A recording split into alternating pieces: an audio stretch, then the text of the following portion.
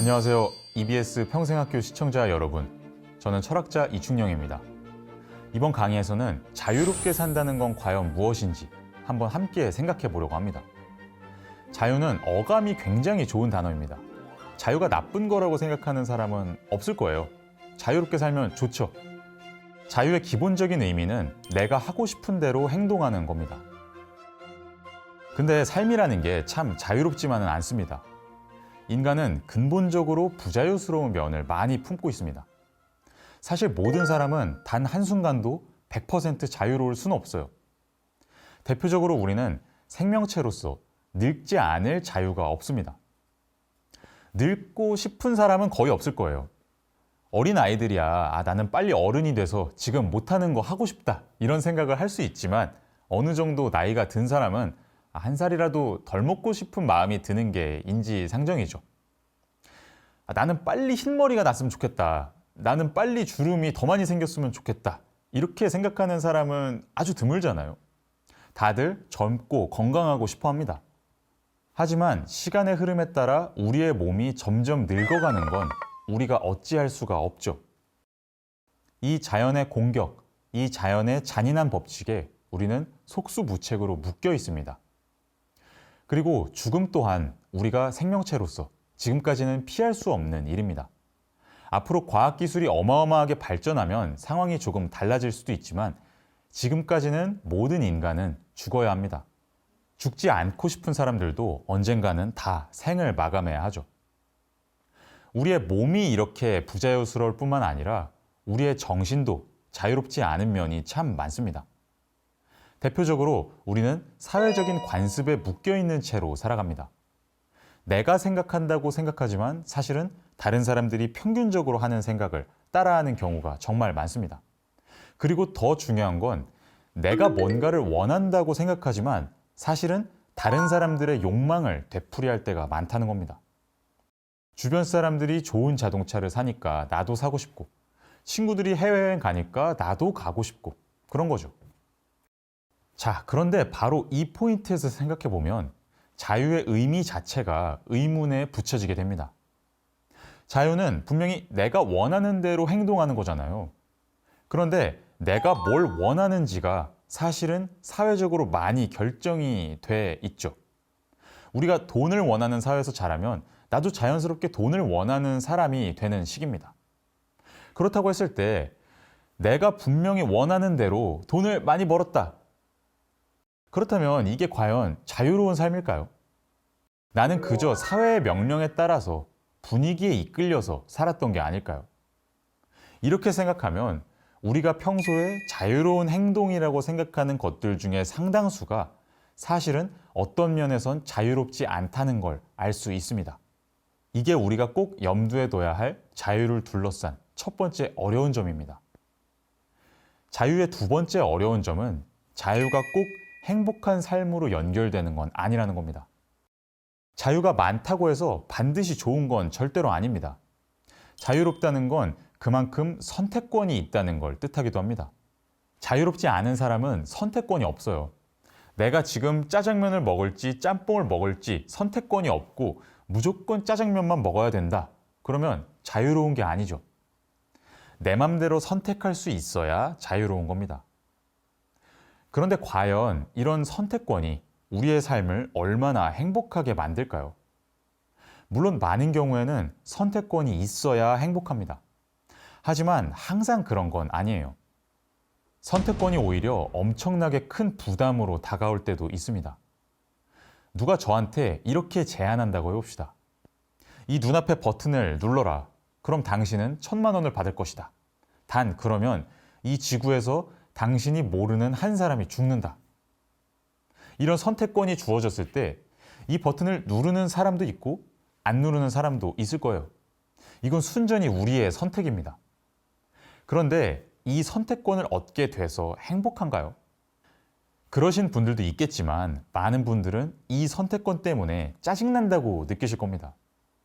그냥 평화롭게 나의 일상, 나의 하루를 살아가고 있었는데 갑자기 불필요하게 내가 고민해야 될 선택지 하나가 생기니까 이거에 대해서 일단 생각을 해야 한다는 것 자체가 되게 불편하게 느껴지죠.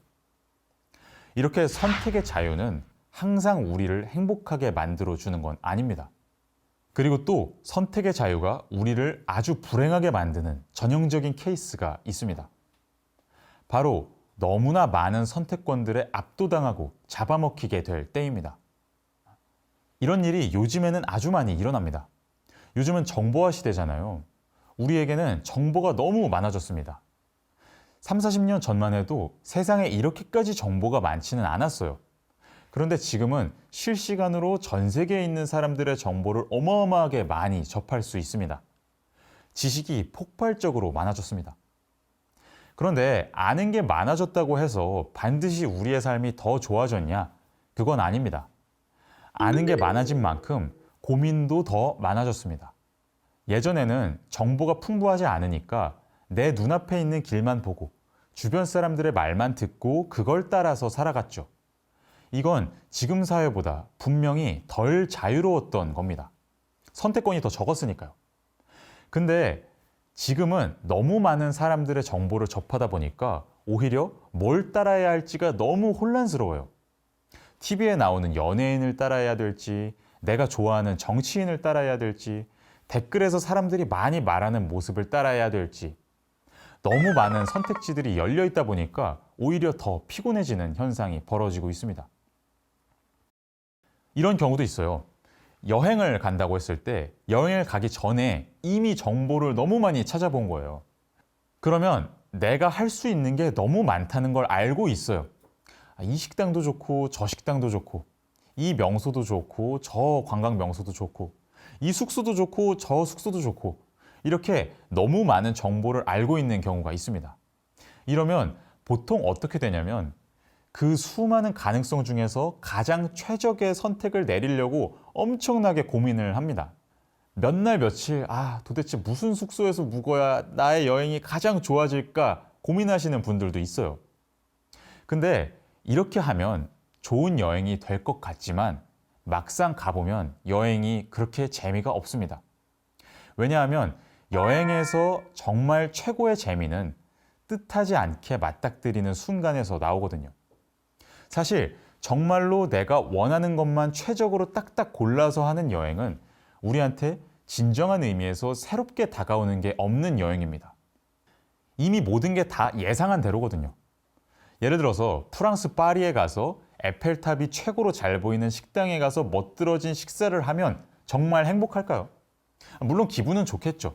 하지만 그냥 평범한 정도의 기분 좋은 것 이상으로 뭔가 더 어마어마한 유의미한 게 느껴지진 않습니다.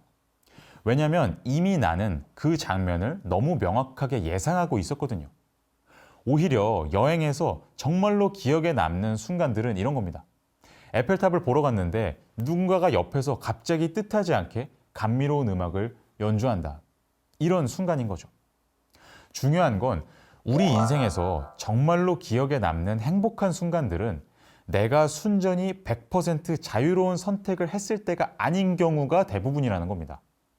오히려 인간은 항상 불확실한 현재를 마주하는 존재이고 그 불확실함과 부자유스러움 속에서도 순간순간 빛나는 감사한 면모들을 발견할 수 있는 존재입니다.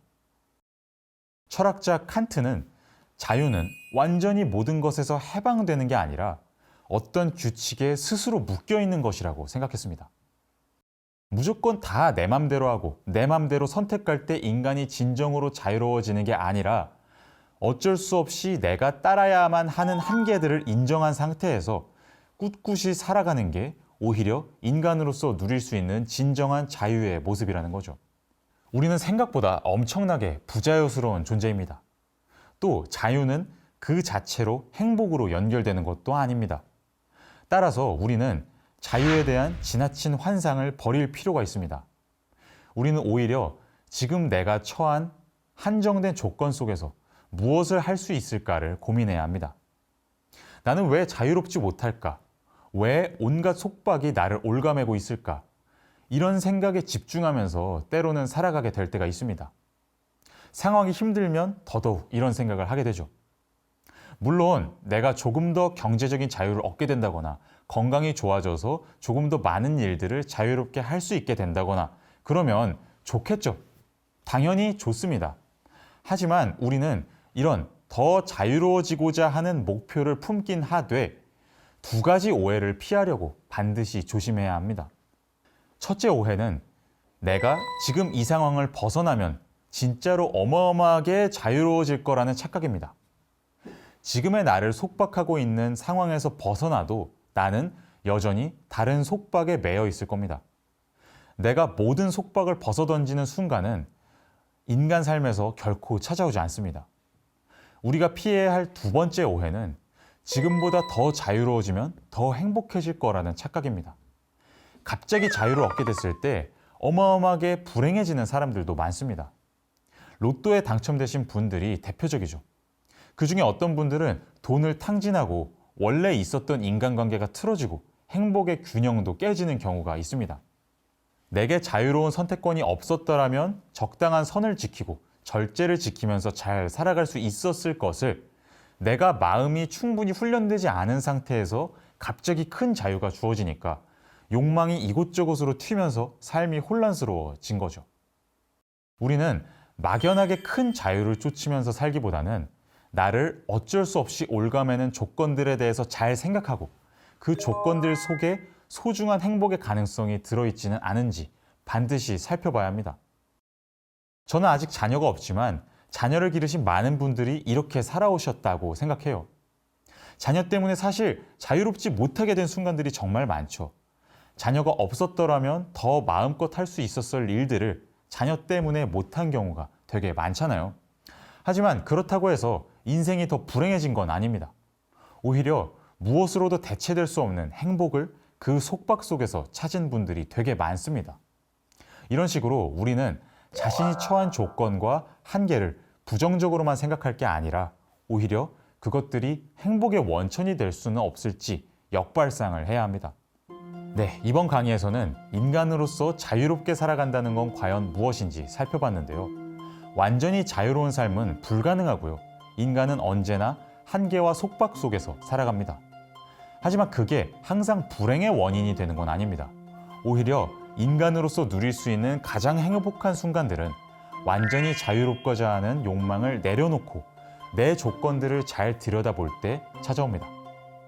오늘 하루 나는 어떤 조건에 매여 있는지에 대해 잘 생각해 보면 어떨까요? 감사합니다.